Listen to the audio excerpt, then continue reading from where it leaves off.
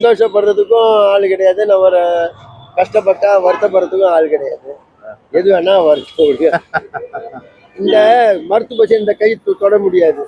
அந்த மாதிரி தான் 3 மாசமா அப்படிதான் இருக்கு. எந்த வேலையும் பாக்கெட்ல ஒண்ணு எடுக்க முடியல. 3 மாசமா தானே இருக்கு.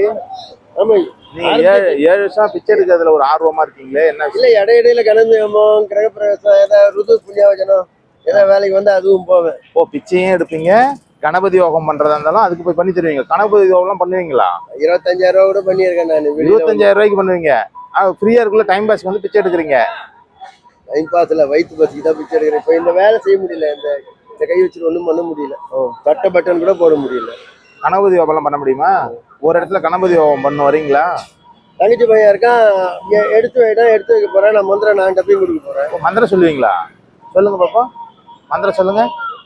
गणानामित्वा गणपतिं वामगे कविं कवीनामुमस्त्रवस्तवं ज्येष्ठराजं ब्रह्मणां ब्रह्मणस्पदानस्तृण्वन्नोदिभिः सीतसादनं त्रीं क्रीं क्लीं क्लां कं गणपति वरवरद सर्वजनमेव स्मरणाय. சொல்லலாம்.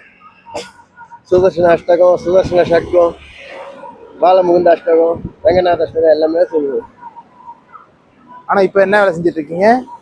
இதான் உங்க கடை கையேந்திட்டு இருக்கேன்.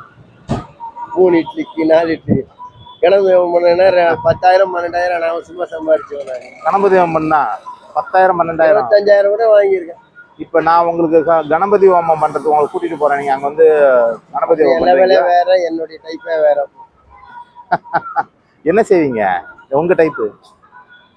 அதுல சிவாஜி கணேசன் மாதிரி கேரக்டரோட போய் இன்வால்வ் ஆயிட்டேன்னா இப்போ வெளியே நடக்க தெரியாது. அதுல இருந்து வெளியே வந்தாங்க. ஓ, இப்போ வந்து இந்த கேரக்டரோட இன்வால்வ் ஆகிருக்கீங்க? இதெல்லாம் நான் இன்வால்வ் ஆகல. இது வேற வழி இல்லாம செஞ்சுட்டு இருக்கேன். இது என்ன கௌரவமா இது?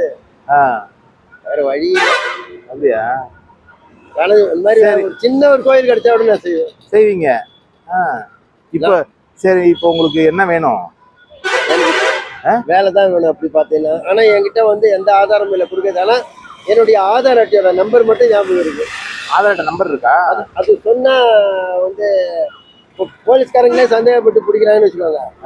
நான் ஆதார் நம்பர் சொல்லிட்டேன்னா அவங்க என்ன சொல்றாங்க, அவங்க ஒரு போட்டோ பிடிச்சிட்டு எங்கேயாவது ஸ்டேஷன்ல உங்க பேர்ல எஃப்ஐஆர் இருந்தா உன்னை உரிச்சிடுவேன், இல்லைன்னா விட்டுறேன்றாங்க.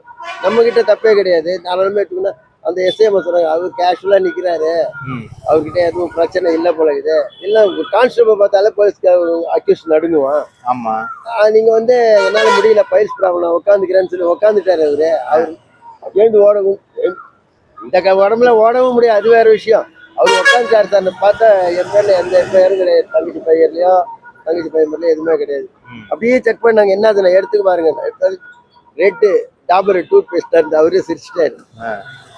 அந்த மந்திரம் சொன்னோன்னே அவரே விட்டுறாரு. சில பேர் அவங்களே 50 100 கையில கொடுத்துருவாங்க போலீஸ்காரங்கள. பரவாயில்ல, நல்லா சொல்றீங்க சாமி. உங்களை பிடிச்சிட்டு போலீஸ்காரங்க பிடிச்சிட்டு போறாங்க. பிடிச்சிட்டு எல்லாம் போல நிக்கிறாங்க, விசாரிக்கிறாங்க. நம்ம மந்திரம் சொல்றதை கேட்ட உடனே அவங்களே அவங்க கிட்ட இருக்கிறது கொடுத்துட்டு போயிடுவாங்க. டிஃபன் சாப்பிடுங்க, அந்த அம்மா வாங்கி கொடுத்துட்டு போயிடுவாங்க. கூட ஒரு நாய் வேற சுத்திட்டு இருந்தது. ஒரு பொம்மை 2 டாக் வைக்கும். அந்த நாய்க்குட்டிக்கு ஏதாவது பிஸ்கெட் வாங்கி கொடுங்கன்னு சொல்லி 100 ரூபா எல்லாம் கொடுத்துட்டு போவோம். ஏதாவது ஒரு